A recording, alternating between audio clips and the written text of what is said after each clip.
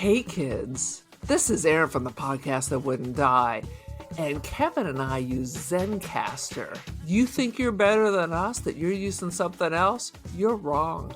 Zencastr's the place to be. Who are you to deny it? It's now super easy to record a podcast with Zencastr.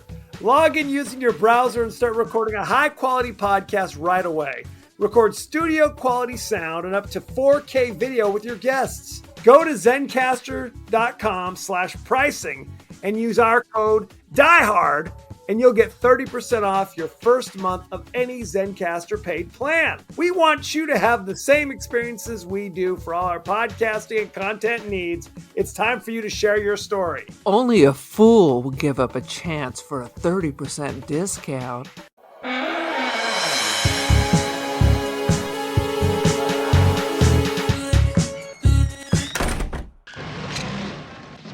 Whoever killed him will probably want to speak to you. I don't know anything. I'd like to use you as possible bait.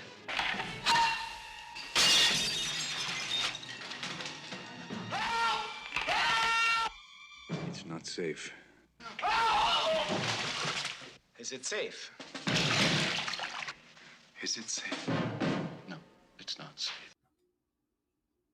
Welcome to the latest episode of the podcast That Wouldn't Die. I'm your host, Kevin. With me, as always, is Aaron. Hello? This week, we're discussing the thriller Marathon Man, starring Dustin Hoffman, Sir Laurence Olivier, Roy Scheider, William Devane. It's an all-star cast. Mm-hmm. Each week on the podcast That Wouldn't Die, we discuss guilty pleasures and forgotten classics of the horror and sci-fi genres, and thrillers too, with a comedic twist. Aaron, what's the latest? There it is again.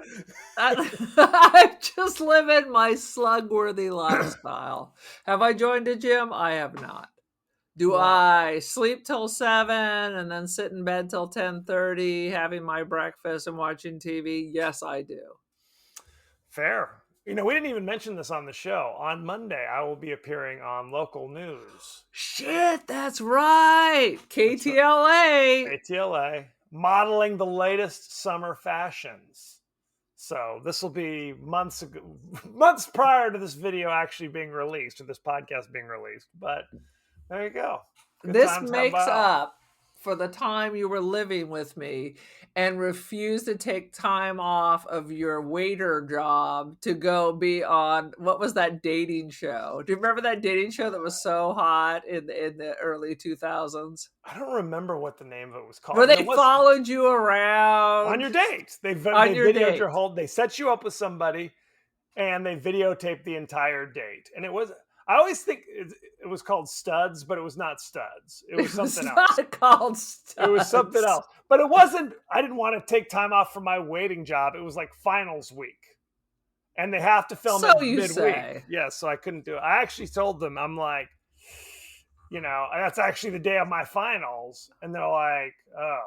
And I'm like, is there another day? I mean, can we do it? And they're like, No. We'll let you know. We'll let you know.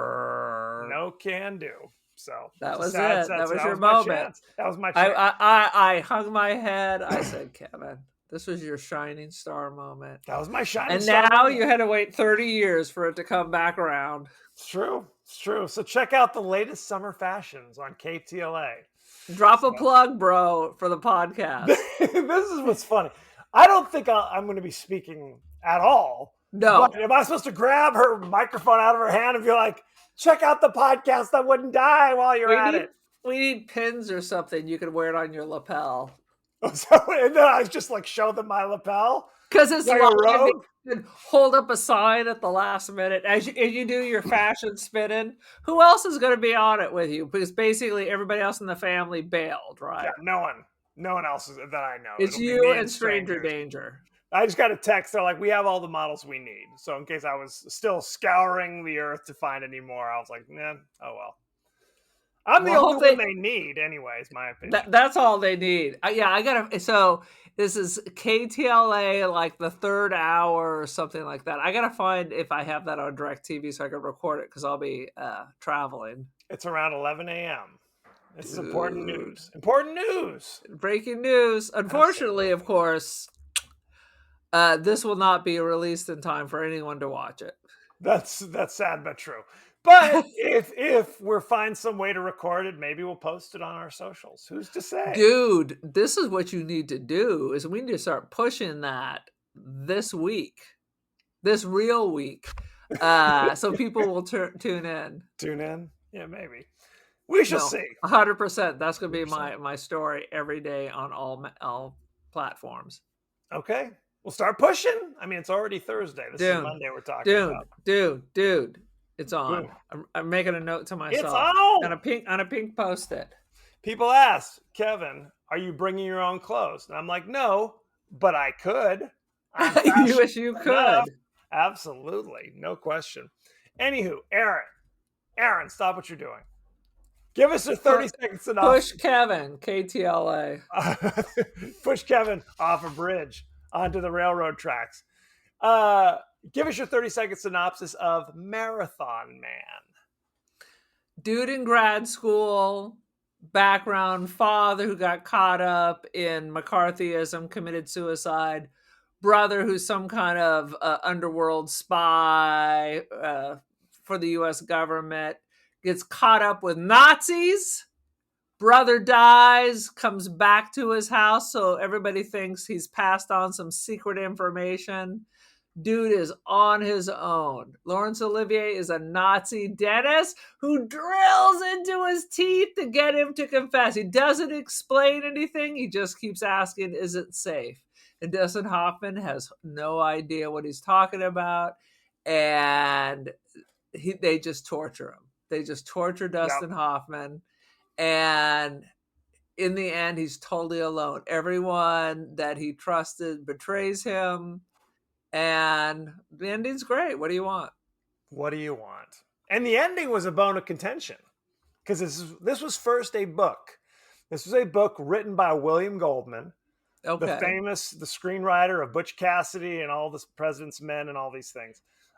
He wrote the book, and in the original ending of the book, Babe, because all the characters have strange names. It's Doc is his older brother, and then Babe is the main character. Right. At the end, he shoots everybody, including, what's her name? Elsa. Right. He shoots Elsa. And when the time comes, he just guns down Christian Zell. Just shoots him. Dustin Hoffman didn't want to play it that way. That's when they came up with this convoluted, you have to eat the diamonds shit and accidentally stab yourself with a knife. And it was a huge thing. William Goldman was yelling at Dustin Hoffman on set, calling him a self-loathing Jew, because they're both Jewish. Yes. A Jew wants to kill the Nazi. Is that what it is? This is 100%. Tarantino? Yeah. 100%. William Goldman was like, are you kidding me? This guy tortured you, and he's a Nazi. We're Jewish. You just kill the Nazi. You don't need any more motivation. You need to be the guy at the beginning who realizes that dude's a Nazi, and of course, it had a little road rage, and they all died anyway. That was an interesting scene. That was a long scene as well. This movie has a lot of interesting stuff. I think they wanted to make him a good guy so that he didn't become one of those. At least he wanted to make sure his character was a good guy. Right. That's what it is. And really, he's not a good guy. By the end, he's not a good guy anymore. Really. Oh, why do you say that? That's interesting. Why do you think Babe is no longer a good guy? Well, he tracks this guy down. He is having him. I mean, I like the thing with the diamonds because he doesn't give a about it. I kind of like that part that he doesn't care about the money. And this guy, the Nazi, doesn't understand that. He thought he was going to be dazzled by this. And I love the fact that he was just picking up handfuls of them and just throwing them. Every handful is hundreds of thousands of dollars that he's just throwing. But why is he not a good guy? Laurence Olivier swallows one and is like, nah. I'm not good. I'm good. I used to swallow pennies as a child. These are much smaller than that. Why did you do that? So you can see it come out the other side. This is okay. We're just gonna move on. I used to swallow thread to see if I could like make a complete circle, but that's a lot of thread. Aaron, I'm trying to move on. I'm trying to move on. Do you want me to keep this in the podcast? These is horrifying revelations. Of course, these are pearls. Oh, sweet Jesus. What I was going to say is there's a lot of interesting backstory to this movie, which we're going to talk about later. Now, when was the first time you saw Marathon Man? I feel like Quentin Tarantino needs to redo this. Okay. Are you going to answer my question, though? I will, just a second. What do you think about that? How would Tarantino had done this? I don't know. I feel like this was John Schlesinger. I feel like the original is quite good. I don't think there needs to be a remake. Now, originally filmed, there were scenes that were intended to be much more bloody and much more violent, and they actually pared it down so as not to horrify the audience, especially the dentistry scenes are pared down. Praise be. Tarantino's not toning anything down, so it's probably going to be no. He's going to go the other direction. Right. He'll be drilling, and there'll be like spurts. There'll be more spurts. No thanks. I'm and good. The end with will be a bloodbath. bloodbath. It will be a bloodbath. 100%. So again, when was the first time you saw Marathon Man? I feel like I either rented it or I saw it on TV. Because I feel like it's kind of a forgotten film in a certain way. You know what I mean? It's like people of a certain age are familiar with it, but people younger than that don't know anything about it. Like it might as well not even exist. Which is, I mean, it's a spy thriller. It's a spy thriller and Nazis. I mean, it would pair well with The Boys from Brazil.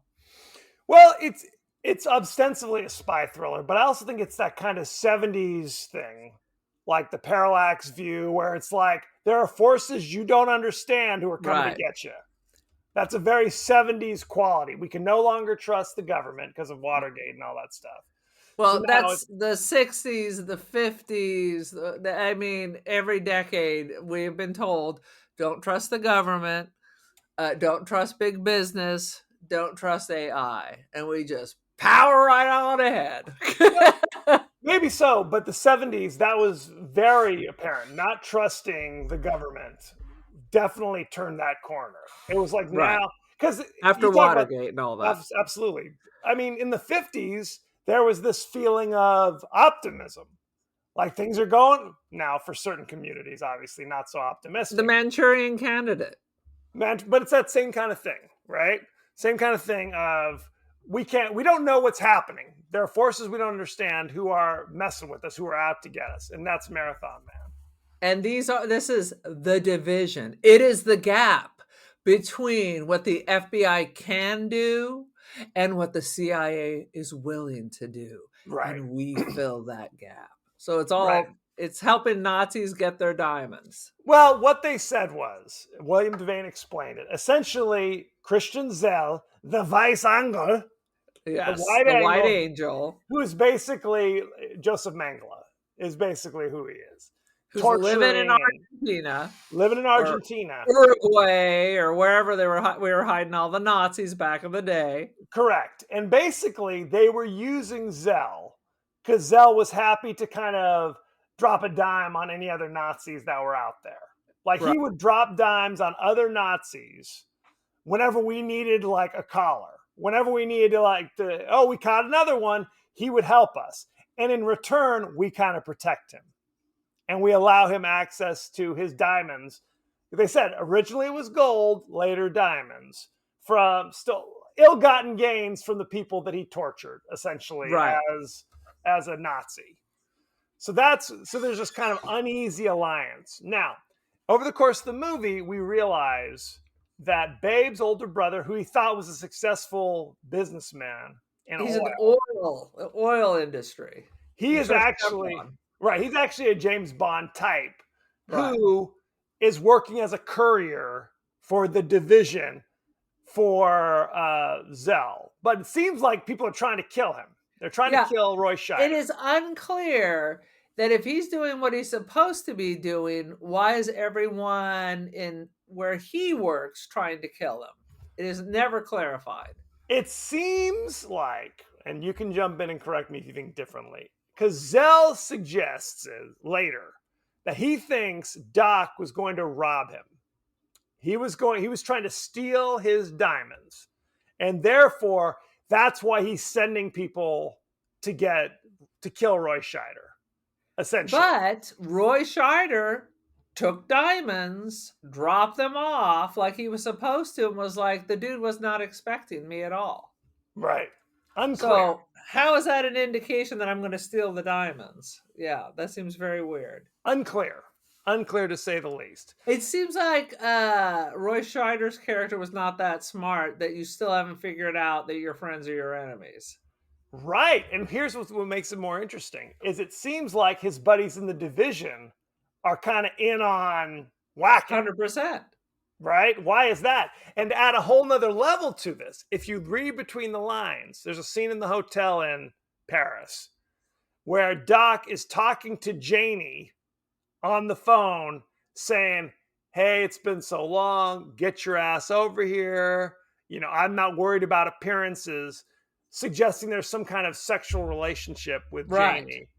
And it's revealed later that Janie is Peter Janeway, William Devane, which makes it even more complicated. What? Right? Because it's like, this was ostensibly his lover that was involved, it was complicit in him being killed. Or at least okay with it. I didn't pick up any of that. Yes. Oh, yeah. I will tell you, though, Roy Scheider looking fit as hell, doing bizarro press-ups. I got no gay undertext or any of this. I did not get that at all. When they're in public, I think they're together like one scene. They're like sitting in a restaurant, and it's awkward, and they don't even appear to be that good a friend. Unclear. It's all unclear. What does it all mean? All right. We don't know. Because I think on some level, we're not supposed to know. We're the audience surrogate, just like Dustin Hoffman. Dustin Hoffman is he's a history graduate student who also is training for a marathon. That's why he's the marathon man. And he doesn't know anything about anything. No. He truly doesn't. He's an innocent. So when he's kind of picking up on the Swiss student, the chick in the library, who's later revealed to be in on it, that is also kind of a strange twist as well. We don't know what she's there for. What purpose? Yeah, they are so heavily invested in researching Dustin Hoffman, and yet not the same amount of eyes on the person who they actually think is going to rob them. Strange. There are questions we don't know and questions we will never know. I think I might read the book at some point to see if there's more of an explanation. Okay. But he's in this relationship with Elsa. Okay. It starts and things are going fine. When Roy Scheider, Doc, comes to town and they stay in Babe's apartment, which is a goddamn shithole in the worst part of town. It's Law and Order shitty. It is bad. They go to out to a fancy meal. And while he's there, Doc quickly susses out, oh, Elsa, you say you're Swiss? You're not Swiss. Yeah. I know you're not Swiss. Even though you're speaking French the entire time, I know what you really are. You're German. First of all, French people are not named Elsa. Well, she says she's Swiss. She's Swiss, and in Switzerland, there's a section where it's French is primarily spoken, and there's German sections that are German's primarily spoken. But familiar. Doc does this whole thing where it's like, oh, what town are you from? Oh, really? Well, there's that mountain there that lots of good skiing. You must know this ski instructor. There's this whole long thing where then he just goes, yeah, I just made all that shit up. You're not from Switzerland. Yeah. Boom. So there's a lot going on here. and it's hard for us to know what exactly is there. Roy Scheider is in town to meet Christian Zell, who's flown in from Uruguay. And the reason is he's had to come is because of the scene you talked about. There's a whole opening scene of this movie where this little German guy is taking a box of diamonds from the safety deposit box and gets into a bizarre, it's not even a fender bender. It's like a street. It's a road. Yes. Yeah, it's a road rage. His car has stalled. The old German's car has stalled. The angry dude behind him is honking the horn. The guy honking the horn is a Jewish fella. Right. Recognizes the German, makes some anti-German comments, to which the Nazi starts hitting him with Juden, and that is on. Then they go into this diabolical just road rage where what should have happened at the end happened at the beginning, and then that would have been a good bookend. Except he did the old Jewish dude didn't get his revenge because he got to burn to death next to the old German. Right. They crash, like literally an oil truck is blocking the road, and they're old and not paying attention, so they're shitty drivers anyway.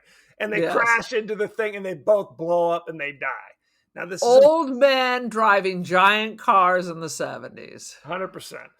This is important because the old German man was Christian Zell's brother, who lived I guess wasn't a Nazi or whatever, but he was helping his brother. Essentially, he was a Nazi. He was just not a big Nazi. 100%. He was a little Nazi. So, he acted as kind of a courier type for his brother. So Christian Zell could hide in Uruguay and still get his diamonds from time to time when he needed them. But now that the brother's dead, and he has the only other key for the safety deposit box, now he has to reveal himself. Right? So now maybe the diamonds are for part 2, which is the boys from Brazil. They needed to fund the experiments to bring Hitler back. William Goldman wrote a sequel to Marathon Man. They never made it into a movie. It was called Brothers. And it was much more about Doc, who actually survived the events of Marathon Man somehow. Oh, in the book? In the book. Unclear. Or I thought maybe it'd be like Godfather 2, where he appears to be quite stiff and then appears in the very next movie. Roy Scheider wakes up in the town of Amity. It's funny. No, you're sheriff. I was reading this old post that somebody did where it was like, I like to tell my kids that All That Jazz is a sequel to Jaws. Because they both have Roy Scheider. I'm like, you mean it's All That Jaws? All That Jaws. Da-da-da. Da-da-da. And all that Jaws. Anyway, so Roy Scheider is killed kind of shockingly because he meets Zell at like a fountain in New York somewhere. And Zell, Sir Laurence Olivier, has this device on his wrist where a huge knife like shoots out and he gets old Roy Scheider and kills him with it. So this is also the 70s because you can fly in from Uruguay with a huge knife on your wrist and no one gives a damn. Free 9/11, man. You could do all kinds of shit. You could do all sorts of shit. No question. But so Roy Scheider stumbles back to Babe's apartment and promptly dies. Cops are like, okay, well, we don't know what's going on. William Devane shows up and starts to tell him the story of what's going on. Your brother was a spy working for the division. Is it cool if we use you as bait because we think the bad guys are still around? And this is the worst situation of using somebody as bait ever. Because he's like, I'm staying across the park. Across Central Park? All the way over there. How am I bait then? Right? If you're not watching me, then that's not bait. What is that? That's just chum in the water. I would have gone to my girlfriend's house, which, of course, in this case, would not have helped him one bit. Right. But yeah, it was horrifying when he was locked in the bathroom and they were just taking the door off to get him. That was great. Well, number one, he's got a gun and he knows bad guys are coming. And he like looks at the gun. He picked it up. I thought it was in the bathroom with him. He picked it up and dropped it back in the drawer. And then even though he knows bad guys are coming, he's like, I'm going to take a bath Just a soothing bath for an hour. Couldn't have naked. been more vulnerable. I would have put a chair up under my door. If I couldn't leave, I would have put a chair up under my door. I would have been doing something. Yeah. Mm-mm. He was stuck because he's sitting there and you can hear the voices, the whispering voices coming into his apartment. And you see the shadows on the ceiling. Oh yeah. People It coming was in. super suspenseful. It was great. He jumps up, locks the door, screaming out his window, "Help, help!" In New York, you can call help all day. No one's coming. That's right. We No. learned that from TV. You No one will learned that. come. I saw They're gonna close their windows. You're screwed. But you're right. They start we're going in one way or the other with the crowbar coming in. They grab him and they drag him off. And there's these two German guys, Karl and Erdhart, are like the lackeys of Christian Zell. And you see what's coming. They put him in the chair and Christian Zell comes in, flips open the thing, and there's like all sorts of dental tools, just kind of like for cleaning plaque or whatever. And I like that he's kept up the practice all this time. because yes, he was a Nazi dentist at the time. But he's taught what you said earlier. All he'll say is it safe?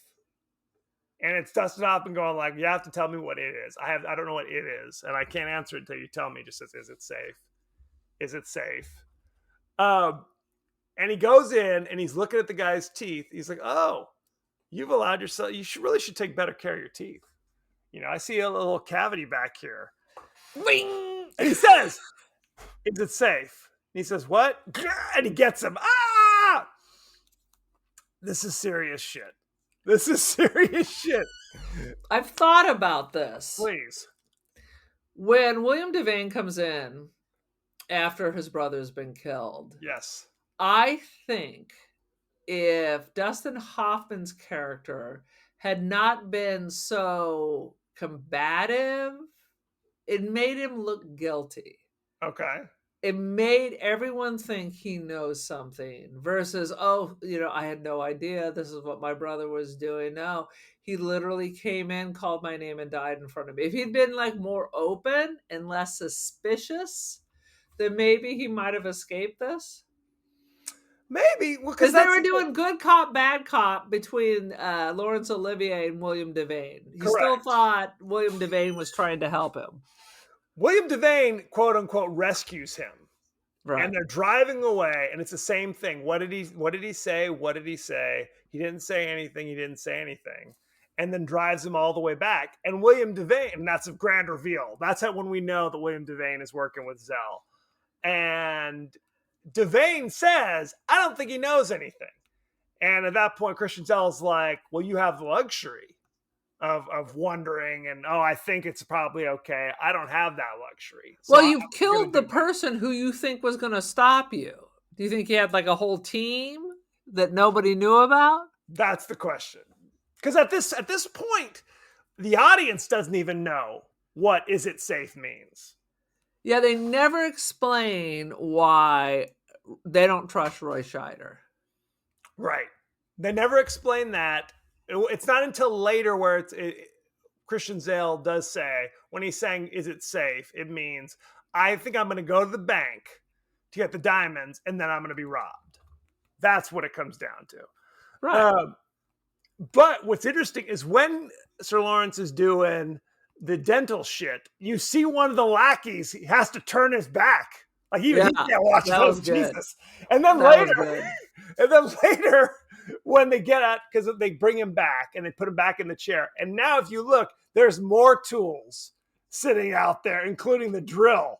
Yeah, now they got shit they got to plug in. They're like, oh, we killed that tooth. Let's move on.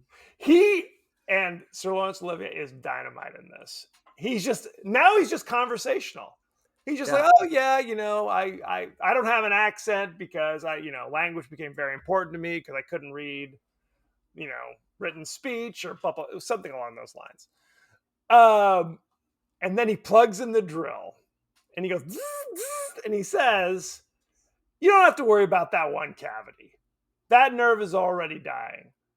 The pain I can get from drilling into a fresh tooth It's much worse. Oh God. Mhm. And what's funny is if you're watching, the Nazi who turned his back on the earlier scene isn't even in the room anymore. He's outside of the room. And then Yeah, later Sir Lawrence really has to say, Earnhardt, get in here. yeah. I think those little Horrible. oh, it's I love this is too much for Nazis. yes, 100%. Absolutely. No, because you had to have the one guy basically hold him while he's Right. going in there with oh Jesus. Yeah, he didn't know anything. We all agree now. We all agree. Dispose of him. Throw him in the trash. Get rid of him. And this is where it's important that he is the marathon man because he literally outruns them. William Devane is trying to chase him. You see him just kind of collapse on the ground from exhaustion. He is can't not the keep up. marathon man. Clearly not. Clearly not. And there's a fun scene because earlier in the movie, whenever he'd do his marathon running, he'd always get taunted from like the local toughs. They call them creepy. Hey, there's creepy coming back in. So later, when he was basically wearing only pajama bottoms, and somehow I love that he knew what their name is, so he was able to talk to the mother. This is true. Is Julio up there? He somehow finagles a cab driver to drive him back to his apartment, basically looking like a dirty, insane person. With only wearing Pajama bottoms, no chonies, and no top, no shoes. But luckily he's like, I'll give you a Rolex. But I just got out of the bathtub, so I made sure to put my Rolex back on. So he goes up and he can't go into his apartment where all his shit is. So he goes across the street to like the local youths and convinces him to come down and says, hey, go ahead and rob my apartment. I got a TV in there. I got a stereo system. Take whatever you want. Just bring me the gun and bring me a change of clothes. And the guy's like, what's the catch? The catch is it's dangerous. And he's like, that's not the catch. That's the fun. Yeah. That was cool. That was a good moment. That was a beautiful scene where everybody, like every Puerto Rican in New York, shows up to rob his house, and William Devane pops a gun, thinks that he's all shit, and they all literally just take a gun out. And They all pull the guns out. They're like, F you, and go about their business. 100%. So later, this is Dustin Hoffman calls his girlfriend and says, meet me here, grab a car. They drive to a house in the country. Gorgeous. Gorgeous out there. And he now makes it clear that he knows that Elsa's working for Zell. He's just like, how long? What was your job? What's going on? At first she denies it. Yeah. But there seems... Because he's like, whose house is this? Right. Like, is this Zell's house? Yeah. Is that who this is? Is that who you're working for? Now, here's where it gets kind of fuzzy for me. It's like, when are they coming? They're coming soon. And eventually they do pull up. Janeway and the two Nazi lackeys show up. And it seems like Elsa has now had a change of heart. Like she's not down with torturing or killing Babe anymore. Is that what we're supposed to think? Yeah, Unclear. it seems a little fuzzy, yeah. It's a little fuzzy. And then when the Nazis pull guns on Babe, William Devane shoots them down, which was also confusing. Did he do that? Why did he do that? I don't know. Is he still trying to pretend like now I'm on your side? Is that what we're trying to? I'm a triple. I triple crossed you. Because then he tells him, he's like, you can find Zell at the bank on 58th and Broadway or whatever it was. So he gives him the real information. But when Babe leaves, immediately William Devane gets a gun and is going to shoot him. Right. So none of it makes that part. It gets a little. He just needed to get him off guard. I mean, he could have said anything. But the ridiculous part is it's ridiculous and also good. Is that if you are so afraid of getting caught, you're going to go into the Jewish Diamond District where there's a potential. I mean, you're afraid of going to the hotel to the bank. So you're going to go to the Diamond District and ask about big diamonds and go to multiple places. I think he just kept going until someone said, "It's you. I know you." And multiple people recognized him. Yes, he goes to the most, what William Goldman described at the time as, that was the premise. What if a Nazi comes back from South America and goes to what he felt was the most Jewish city in the world, which Yes. is New York? What would happen? That was kind of the premise that he came up with. And of course, multiple people are recognizing him. It's the Vice Angle. Yeah, it's a whole thing. So, and that's again in it's a way, ridiculous, but it was an awesome scene. right? Unfortunately, the two witnesses ended up getting dispatched. The one dude comes up to him and says, "I know who you are." Immediately, whoosh, knife, slash. He's the early Wolverine, is what it is. Absolutely, and that was a long ass thing. It was like a foot and a half long. I'm like, what is he doing? You'd be like tilting over as you walked because it was so absolutely. So then there's the thrilling conclusion where Dustin Hoffman kidnaps him, takes him to, I don't know, the reservoir, and tries to make him eat the diamonds. Instead, he falls down some stairs and accidentally stabs himself. Credits roll. So, good stuff. Any other thoughts? It's a very exciting movie. It's thrilling. It is literally thrilling. Should we go behind the scenes? Let's go. Marathon Man. Sir Laurence Olivier took the role of Dr. Zell in part to leave a great deal of money to his wife and children, as he expected to die from the cancer that afflicted him throughout production. He was racked with cancer for years. He did The Jazz Singer. He did Clash of the Titans, all basically thinking he was going to die at any time now. He looked really fit here. They had to film him in certain ways, right? I mean, Jazz Singer, he looked very slight, but that was also the character. Well, and it was also several years later. Yeah. Let's see. Dustin Hoffman lost 15 pounds for this role. He ran up to 4 miles a day to get into shape for playing the role. Yeah, he was very trim.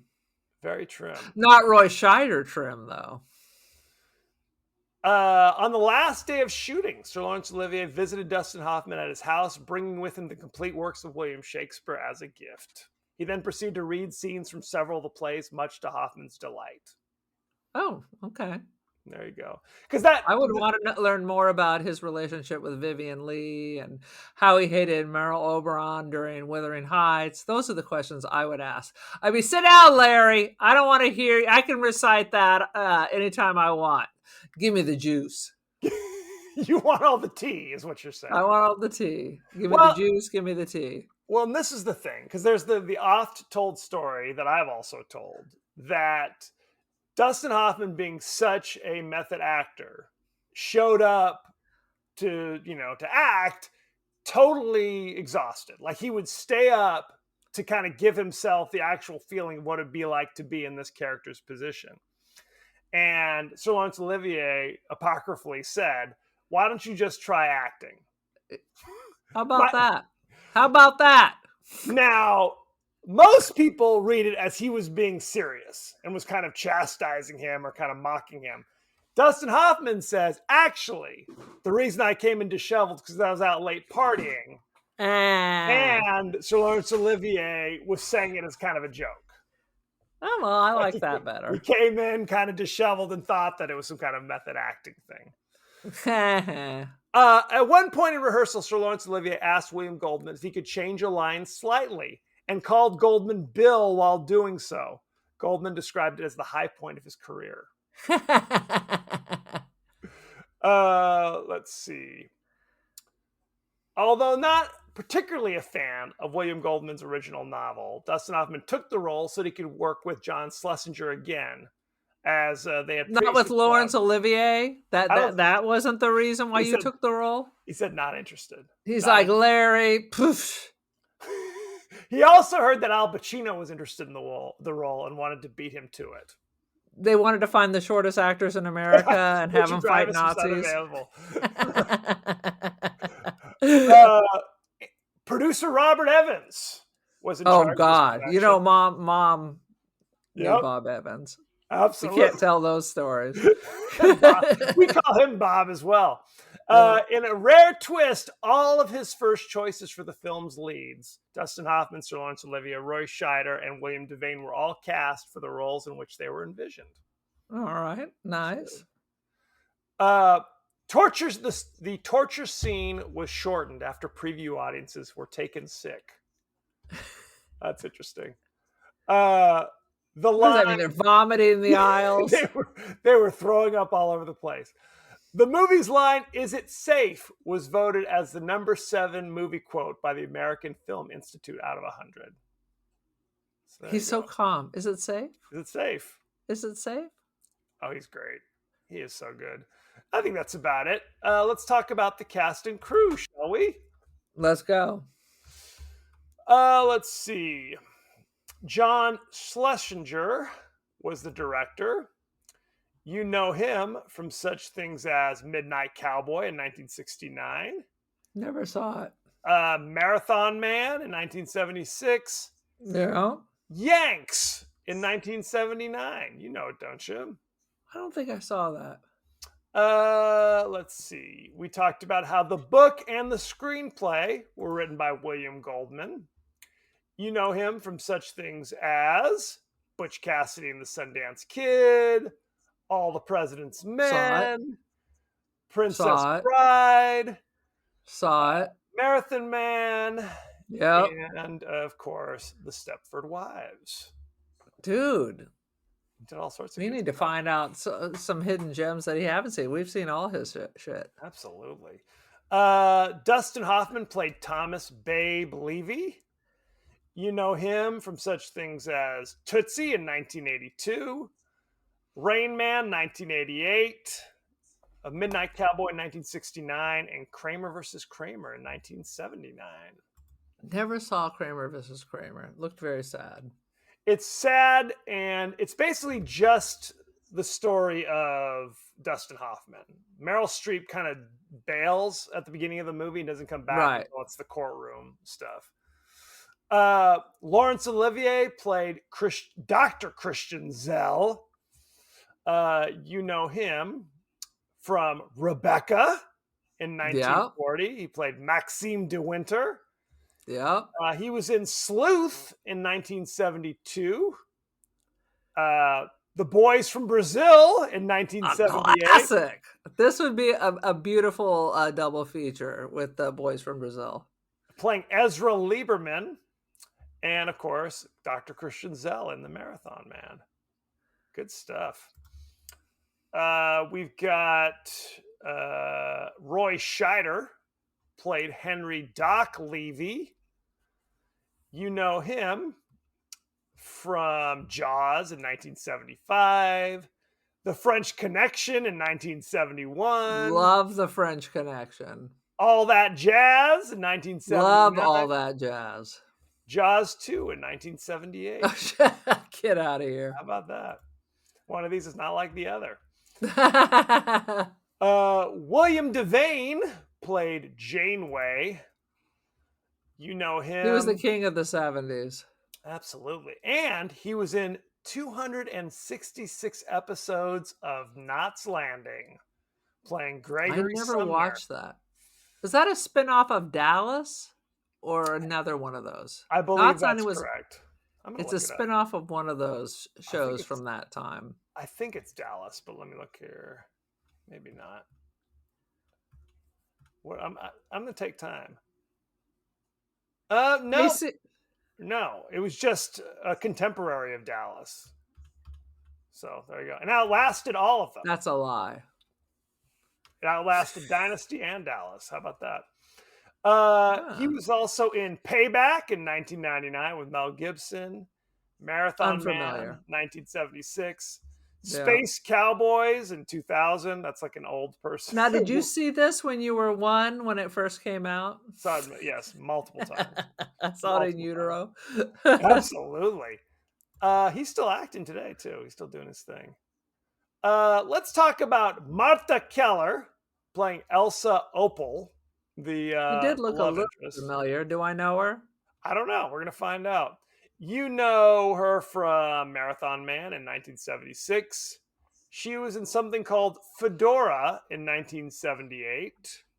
She was in Hereafter in 2010 and Bobby Deerfield in 1977.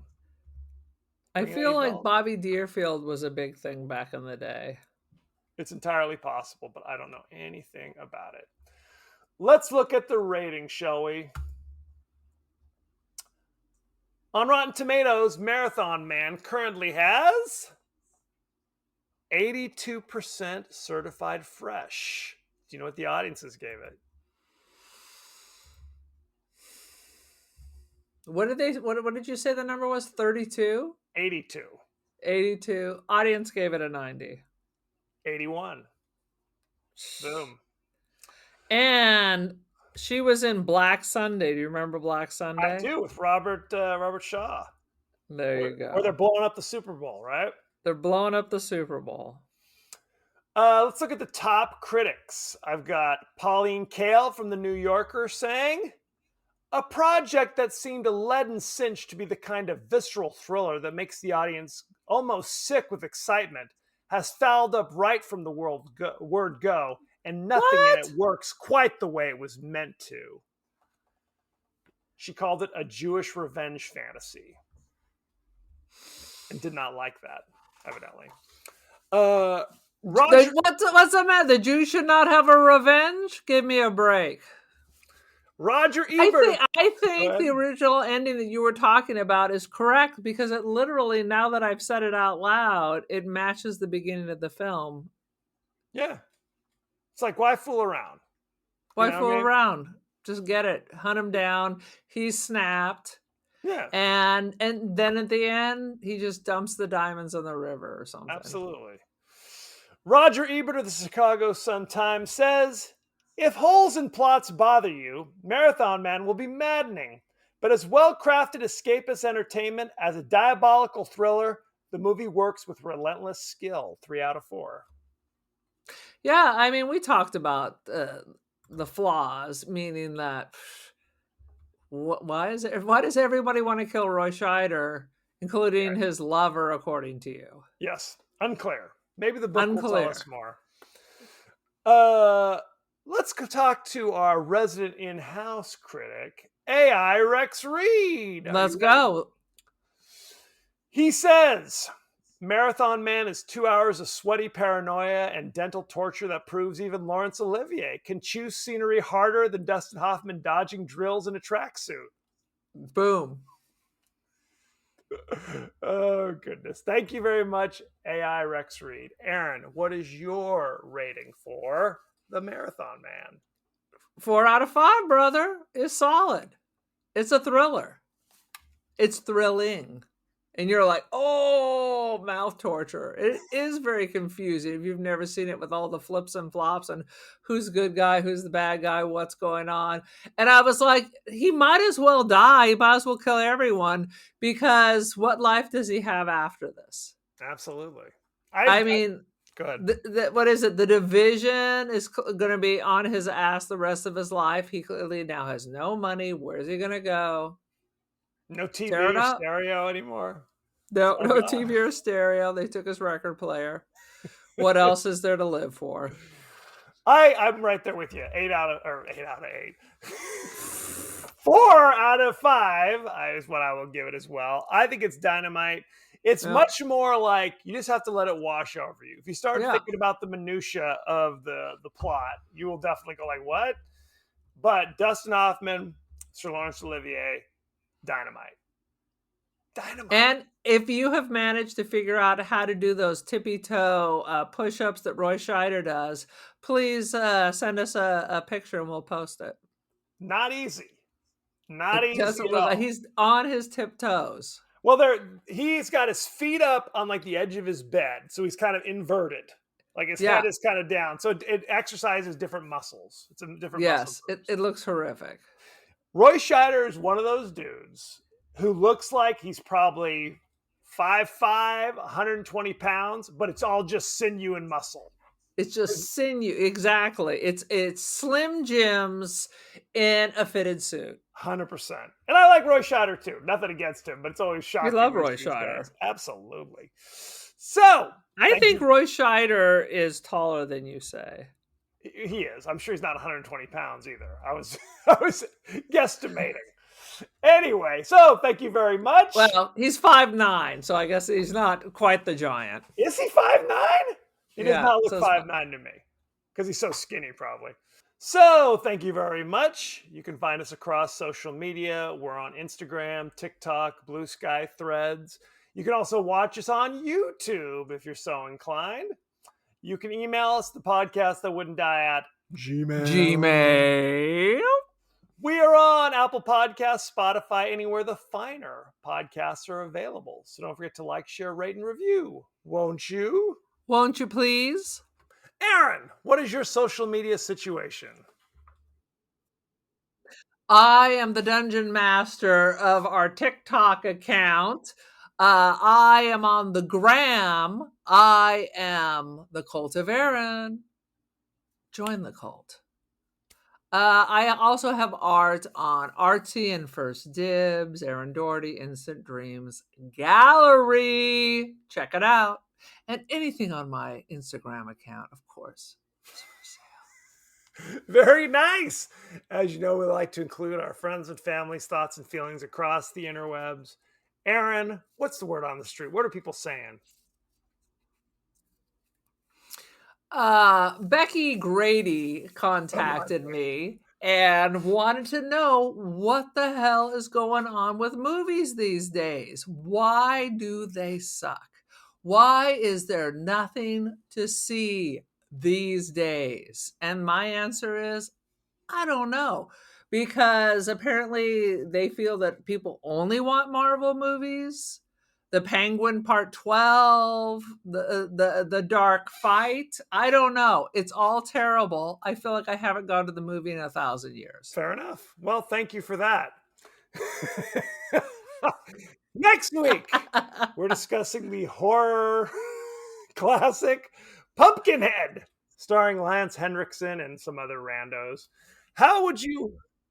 I like He's a Lance real actor. Henriksen. How would you... He is How a would real you actor. watch Pumpkinhead, you ask? Well, that's an excellent question.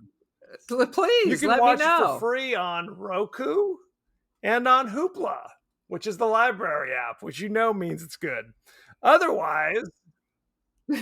I'm gonna need to. I just got to notice. I got to re-up my library card. Then I can get the Hoopla. Sadly, if you do not have those apps, you have to pay $2.99 from Amazon Prime, Fandango at Home, Apple TV, or even YouTube.